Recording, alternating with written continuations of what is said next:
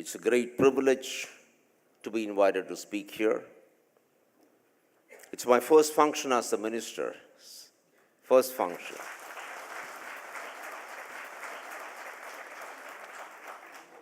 I got invited just yesterday and I'm here today. So you know how important you people are. As you know, I don't have a script. I never had a script all my life. And I don't think the script was ever followed in me being appointed a minister, because I was on the way to deliver a speech in Calicut in Kerala. When I was summoned back, I caught an early morning plane. I left home at 4 o'clock in the morning on Saturday. Caught a plane at 6 o'clock to Calicut. I had to change plane in Bangalore. When I landed in Bangalore, I saw a lot of missed calls from the Prime Minister's office. I said, I'll reach Calicut because I was delivering a speech to the Art of Living, a lot of children, 1,000 children there. I said, I'll reach Calicut and casually, and then I'll call back. I was just about to board the plane, catch the next plane, when I got a call from the OISD to the Prime Minister saying, the Honorable Prime Minister wants to discuss something very urgently. I said, no, I'm just going to deliver a speech to young people. Can't you make it tomorrow? He said, no, you have to come back today. I said, I won't even get a flight now. I was pretty reluctant to come back because, I love young people, to talk to them. I've spoken to something like 3.5 million people in the past 35 years, to young people, trying to get them to dream big. So reluctantly, I got a flight. I got a flight back to Delhi, and then the Honorable Prime Minister calls me and says, please take oath tomorrow as a minister, and please come and have breakfast with me tomorrow at 9 o'clock. So I was completely shocked. So I'm still not out of the shock, so I'm here. Yeah. So I'm here as a minister, and I still can't believe most of what I'm seeing here today. Well, I'm very, very happy to be here. As you know, I've always been some kind of a rebel in the IAS. I've been in the IAS for 27 years. One fine morning, I declared to the world that I was quitting the IAS. I got into a dhoti and a kurta and rubber chappals and walked out of the office. And I said, I'm going to contest from Kanjirapalli constituency, and I thought when I reached Kottayam, I would receive a huge reception. There was not even a dog on the platform to receive me. Yeah. So everybody had predicted I would lose even my deposit, and this confirmed I was just going to possibly not even get my own mother's vote because she's a voter there. 32 days later, I was an independent candidate. I won with the 4th largest majority.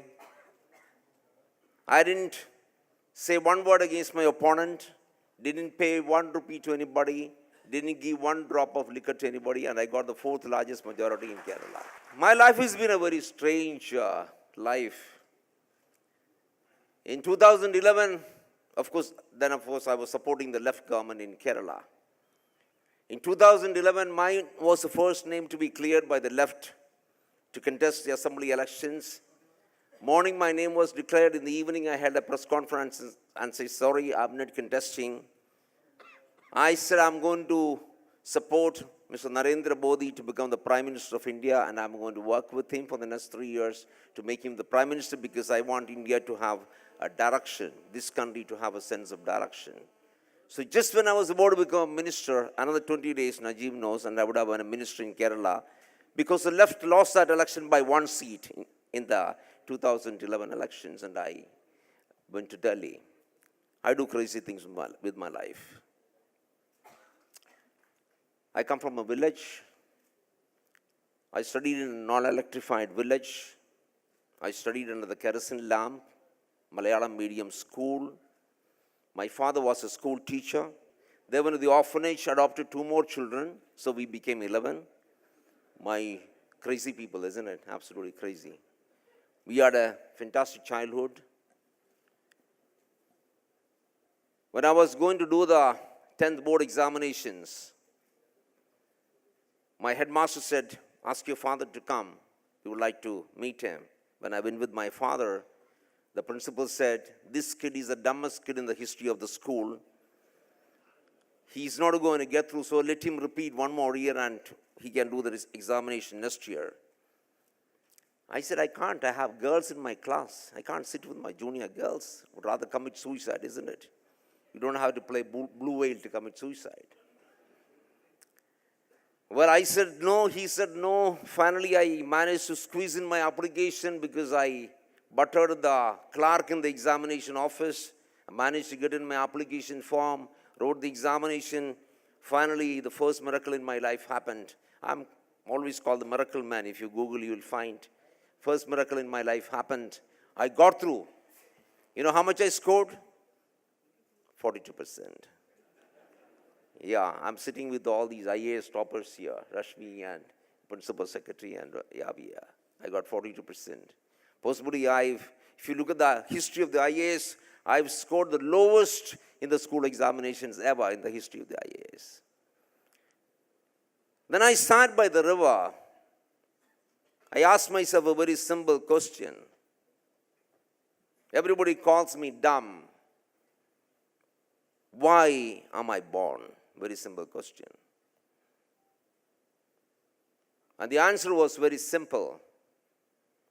I said, this dumb kid who's got 42%, who's never ever won a prize in anything, I said, I am going to change the world.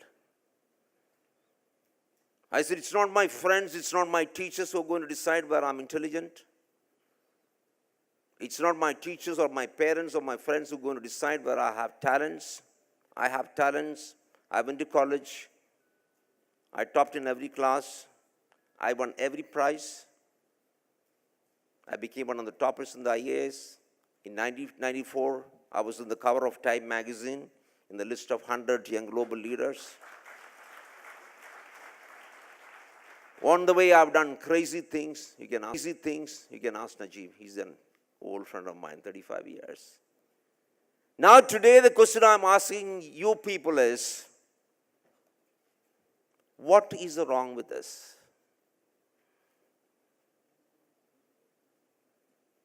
Why is it that this amazing country that is India, the greatest civilization in the world, 5,000 years old.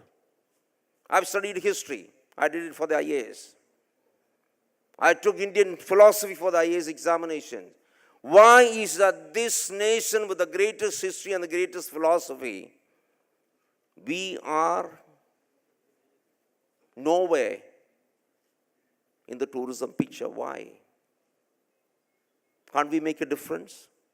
Can't we? The Honorable Chief Minister and the Government of India, State Government and the Government of India, we can only help you. You are the guys who have got to make it. Will each of you say from here today, I know you're going to discuss over small and large drinks. Have fun.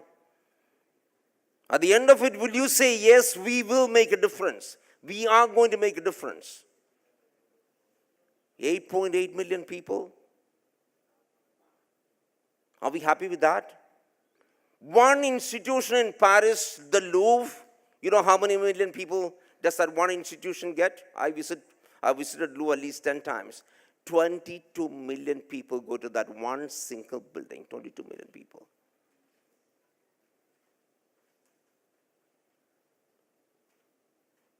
I'm asking you, aren't we ashamed? Is that the right question? I don't want the media to write tomorrow, Alphons, the Honorable Minister says we should be ashamed. I'm asking you to think. Sorry, I'm not making any such statement.